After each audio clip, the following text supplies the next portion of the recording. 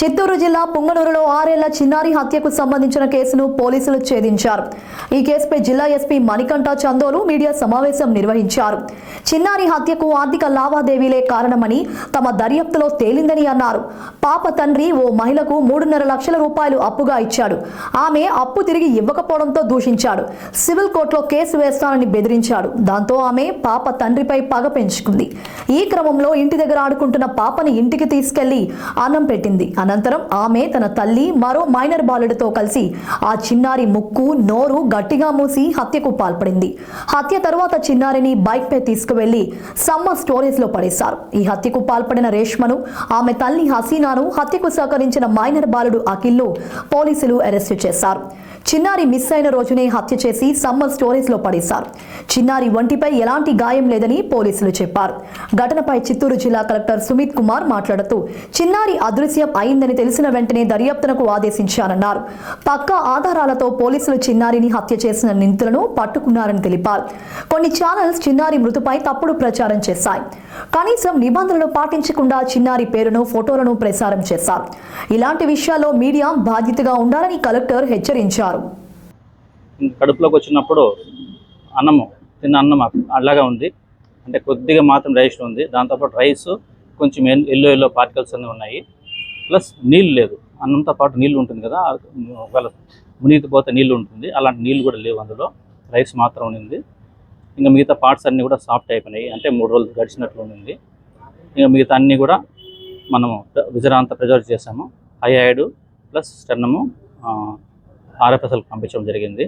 అందులో మనకు diatoms test అని తెలుస్తుంది. ఒకవేళ ముందే చనిపోయిందా తర్వాత చనిపోయిందా అనే విషయం ఆ డయాటమ్స్లో తెలుస్తుంది. సో పూర్తి వివరాలు మాత్రం RFSL ల్యాబ్ నుంచి వచ్చినట్లు తెలుస్తుంది.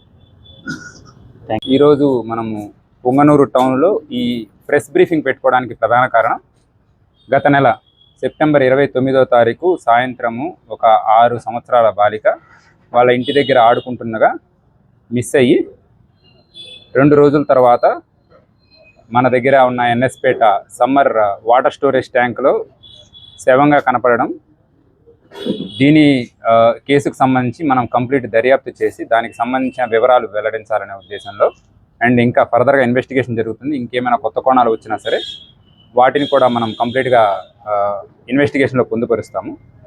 ప్రాథమికంగా మనకు తెలిసిన వివరాల ప్రకారం ఆ రోజు పాపతో పాటు మరొక 3 ఆడుకుంటున్నారు. చివరిగా ఒక బాలుడు కూడా, 6 సంవత్సరాల బాలుడు కూడా ఆ అమ్మాయితో ఆడుకోవడం జరిగింది.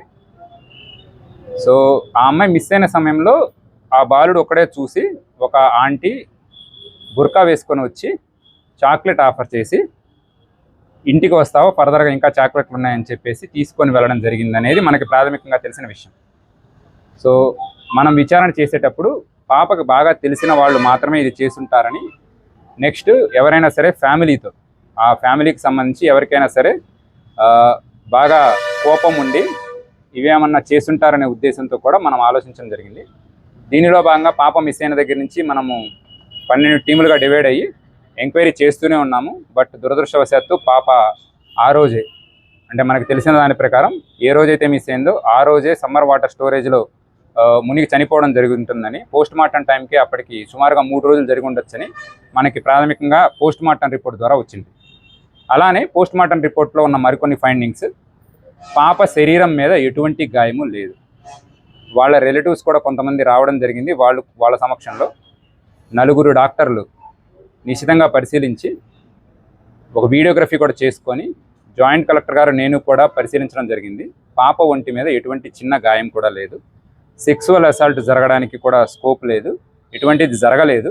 పాప వేసుకున్న డ్రెస్ యాజ్ ఇట్ ఈజ్గా ఉంది. చిన్న టార్న్, అంటే చిన్న చీలిక కానీ ఏమన్నా చిరగడం కానీ అటువంటివి కూడా ఏమీ లేవు. పాప మిస్ అయిన రోజే చనిపోయి ఉంటుందనేది ఒకటి. అలానే పాప కడుపులో, స్టమక్లో కొంత మొక్కజొన్న అలానే కొంత రైస్ ఉంది అని చెప్పేసి ప్రిలిమినరీగా మనకు వచ్చిన సమాచారం. అలానే పాప హైడ్ బోను, దానికి సంబంధించి అంటే ఎవరు గొంతు నులిమి చంపడం కానీ, అంటే తాడు వేసి చంపడం కానీ అట్లాంటివి జరగలేదనేది మనకి ఇప్పటిదాకా వచ్చిన సమాచారం. దీనిలో ఫర్దర్గా మనము RFSLకి పంపించడం జరిగింది. దాని తర్వాత ఇంకా ఏమన్నా కొత్త కోణాలు వస్తే దర్యాప్తు చేయడం జరుగుతుంది. తీసుకొని టీమ్స్ ఫామ్ చేసేసి ఎవరెవరైతే సస్పెక్ట్స్ ఉన్నారో వాళ్ళందరినీ కూడా విచారించడం జరిగింది. సో ఈ విచారణ మొత్తం జరిగిన తర్వాత ఇప్పటి వరకు మనకు వచ్చిన దాని ప్రకారం వాళ్ళ ఫాదరు చాలామందికి అప్పులు ఇవ్వడం జరిగింది. వాళ్ళ ఫాదర్ బేసిక్గా ఫైనాన్స్ బిజినెస్ చేస్తుంటారు. రీసెంట్గా ఒక ఇల్లు కట్టుకోవడానికి కూడా తను కొంత అప్పులు చేయడం జరిగింది. పాత వాళ్ళు ఎవరైతే అప్పులు తీసుకున్నారో వాటి సకాలంలో చెల్లించకపోవడంతో తను కొంచెము స్ట్రాంగ్ లాంగ్వేజ్ వాడడము, అలానే వాళ్ళని తిట్టడము, బెదిరించడము, సివిల్ కోర్టుకు వెళ్తామని స్ట్రెస్ చేయడము జరుగుతుంది. దీనిలో వాళ్ళ ఫాదర్ దగ్గర నుంచి సుమారుగా 3.6 lakhs తీసుకున్న ఒక లేడీ ఇది మొత్తం చేసిందని మనకు ప్రాథమికంగా రుజువు అవుతుంది.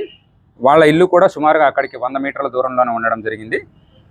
ఆ రోజు జరిగిన మనకి నివేదిక ప్రకారం 7 గంటల నుంచి 7:30 మధ్యలో ఈ ఇద్దరు ఆడుకుంటున్నప్పుడు బుర్కా వేసుకొని ఆ లేడీ వచ్చి ఈ పాపతో మాట్లాడి ఆవిడతో పాటు తీసుకొని మరొక కుర్రాడు, అతను మైనర్ 17 years, ఆ లేడీకి రిలేటివ్ అవుతాడు. సో వరుసకి తమ్ముడు అని మాట్లాడతారు. సో ఆ బాబుతో పాటు తీసుకొని వాళ్ళ అమ్మగారిల్లు, అక్కడి నుంచి 1.5 kilometers డిస్టెన్స్ ఉంటుంది, వాళ్ళ అమ్మగారింటికి తీసుకెళ్ళడం జరిగింది. ఈ కుర్రవాడు బయటే ఉన్నాడు చాలాసేపు. వాళ్ళు లోపల ఆ పాపతో చాలాసేపు మాట్లాడడం, పాపకి ఫుడ్ కూడా పెట్టడం జరిగింది. ఇది జరిగిన తర్వాత ఆవిడకున్న కోపం మొత్తం ఆ పాప మీద చూపించడము, అక్కడే నోరు అరుస్తుందనే ఉద్దేశంతో నోరు ముక్కు నొక్కేసేసి చంపడం జరిగింది అనేది కూడా మనకు ప్రాథమికంగా తెలుస్తుంది. ఈ సమయంలోనే ఆ లేడీ ఎవరైతే సరే చేశారో ఆవిడ మీద పాప గీరినట్లు కూడా చిన్న చిన్న ఇంజురీ మార్క్స్, స్క్రాచ్ మార్క్స్ ఆవిడ చేతి మీద కూడా మనకి ఉండడం జరిగింది. అలానే ఎవరైతే ఈ మైనర్ బాలుడు తనతో పాటు ఉన్నాడో తను బయట వెయిట్ చేయడం జరుగుతుంది. ఈ పాప చనిపోయిన తర్వాత ఆ పాపని భుజాల మీద వేసుకొని కిందకు వచ్చేసి ఇమీడియట్గా మనం సమ్మర్ వాటర్ స్టోరేజ్ ట్యాంక్కి వెళ్ళిపోదాము, అక్కడ పడేసి వస్తే మనకి ఎటువంటి ప్రాబ్లం రాదు, పాప మనం చేశామనే రుజువులు కూడా ఉండవు అని చెప్పేసేసి ఆ బాలుడికి ఎవరైతే మైనర్ ఉన్నాడో తనకి చెప్పేసేసి అక్కడి నుంచి బైక్లో పాపని మధ్యలో పెట్టేసుకొని సమ్మర్ వాటర్ స్టోరేజ్ ట్యాంక్ పైకి బైక్తో వెళ్ళి అక్కడి నుంచి కొన్ని స్టెప్స్ దిగి రాళ్ళంతా ఉంటే అక్కడ దిగేసి ఒకళ్ళు చేతులు ఒకళ్ళు కాళ్ళు పట్టుకొని పాపని విసిరేయడం జరిగింది. సో దీనికి సంబంధించి మనకి ఎవరైతే ఉన్నారో ఆ లేడీ, వాళ్ళ మదరు అండ్ ఈ బాబు, వీళ్ళ ముగ్గురు మన కస్టడీలో ఉన్నారు. ఇంకా దీని మీద దర్యాప్తు కొనసాగుతూనే ఉంది. ఇందులో ఎవరైతే ఈ మైనర్ ఉన్నాడో తను కంప్లీట్గా కన్ఫెస్ చేయడం జరిగింది. అండ్ దీంతో పాటు దానికి సంబంధించిన వీడియో ఆధారాలు కూడా మేము సేకరించాము. ఇదంతా కూడా కోర్టు ముందు ప్రొడ్యూస్ చేసేసి వీళ్ళకి రిమాండ్ చేసి అలానే దీనిలో శిక్ష కంప్లీట్గా వచ్చేలాగా మేము అన్ని రకాల చర్యలు తీసుకుంటామని ఇందు మూలంగా చెప్పడం జరుగుతుంది. Thank you.